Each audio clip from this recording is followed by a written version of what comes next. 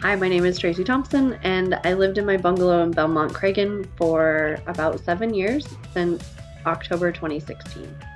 So, the dining room before I started working on the house, there was some ripply looking plaster, some visible cracks through the paint. There was an archway that continued to crack. The trim in the entire room, it at one point had some sort of like oil-based varnish applied to it over original shellac that had not been cleaned beforehand. I started kind of scraping down in order to patch the wall and repaint it. I started seeing some little ghost marks on the wall from where wallpaper had been pasted in between pieces of trim.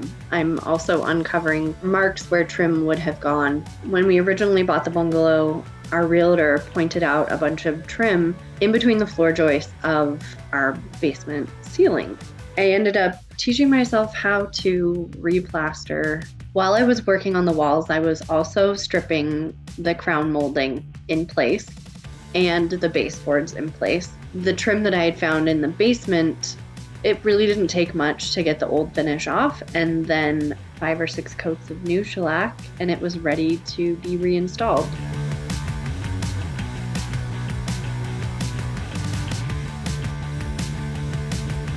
It was amazing to finish it, and it turned out better than I thought it would.